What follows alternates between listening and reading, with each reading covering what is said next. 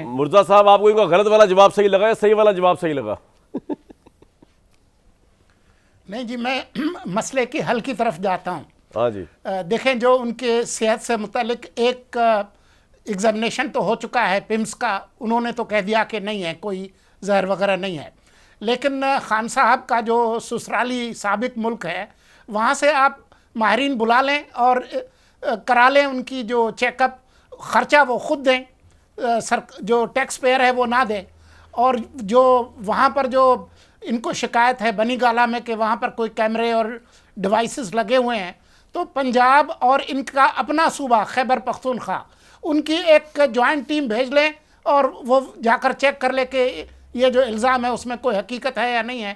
دودھ کا دودھ اور پانی کا پانی ہو جائے.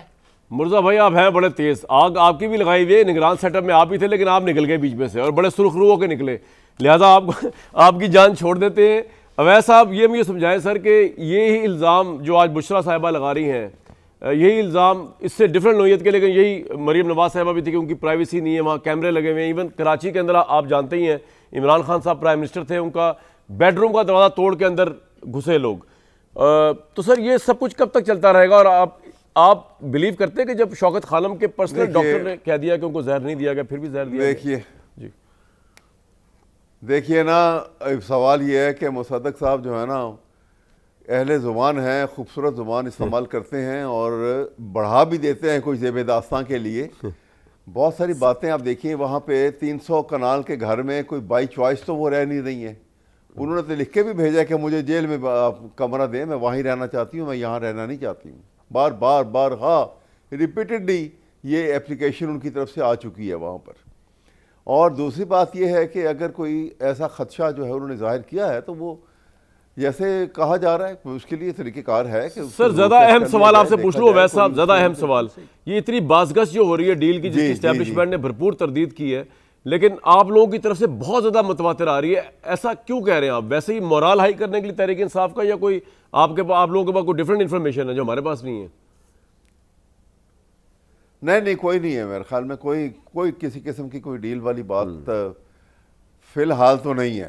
میں ایسے ہی لوگ جو ہے وہ ایک ویکیوم جب کافی دیر کو بات نہ ہوئی ہو، وہ فی الحال مصدق ملک صاحب کا ایک سانس اوپر آ رہا تھا، ایک نیچے جا رہا تھا. اگر آپ کہتے ہیں نا ڈیل ہونے جا رہی ہے، مصدق صاحب کا اسی وقت سانس اکھڑ جانا تھا. انہوں نے کہا بھائی فی الحال بھی کلیئر کرو، فی الحال کے ساتھ بھی رات کو سو نہیں سکتا میں.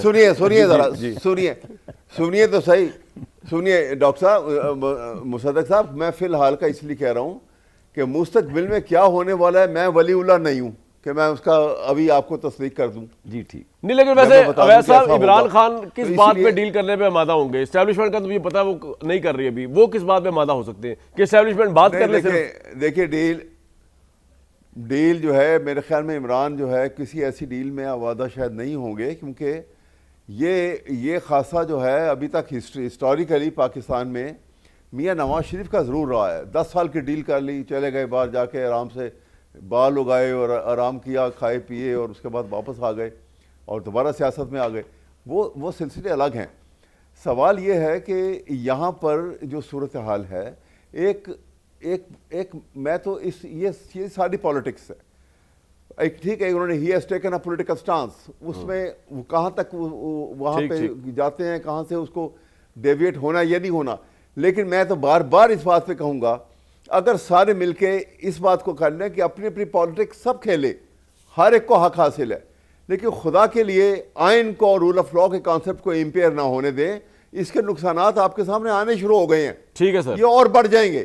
پوائنٹ آ گیا، بالکل آ گیا، بہت خطرناک بڑھیں گے اور اس کا بڑے نقصانات ہیں. مصدق بھائی، اور یہ ابھی دیکھیے نا مصدق صاحب کی تو مجھے اگلے دن ایک دفعہ میں سن رہا تھا تو بات یاد آ رہی تھی، جب نواز شریف صاحب نے ابھی ان کی رہائی ہونی تھی اور وہ ان کو میڈیکل گراؤنڈ کے اوپر جانا تھا، تو یہ ٹی وی کے اوپر آ کے ان کی بڑی مستند ایک سٹیٹمنٹ تھی کہ ان کے پیسلیٹس جو ہیں نا وہ اتنے گر گئے ہیں، اب اتنے گر گئے ہیں، اب وہ 6000 رہ گئے ہیں. آپ کہہ رہے ہیں عمران خان کے پلیٹلیٹس نہیں گر رہے فی الحال؟ نہیں اللہ نہ کرے. میں ذرا کامران صاحب آپ کی اجازت سے یاد دہانی کروانا چاہوں گا. جی یہ میں احمد اویس صاحب کی یاد دہانی بڑے احترام سے کروانا چاہوں گا کہ یہ میری سٹیٹمنٹ نہیں، عمران خان کی تھی.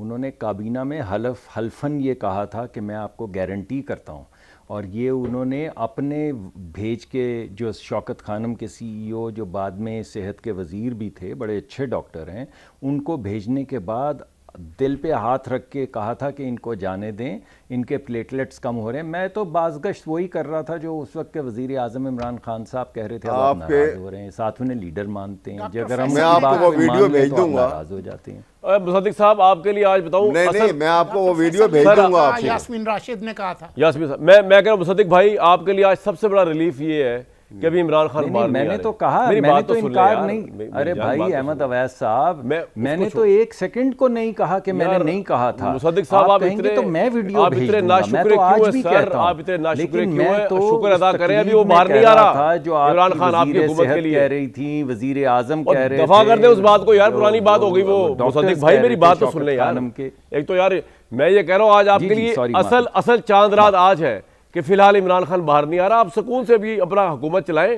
میں سب سے پہلے مجھ سے رابطہ کر لیجیے گا، میں بتا دوں گا آپ کو کہ وہ آ رہے ہیں کہ نہیں آ رہے، تو آپ کو حفظ ما تقدم کے طور پر 48 گھنٹے کا میں نوٹس دوں گا تاکہ آپ اپنا انتظام کر لیں۔ فی الحال وہ نہیں آ رہے، اسٹیبلشمنٹ نے بھی تردید کی ہے، نہیں آ رہے، اور میں نے ہی وہ تردید کی ہے ذرائع سے اطلاع لے کے۔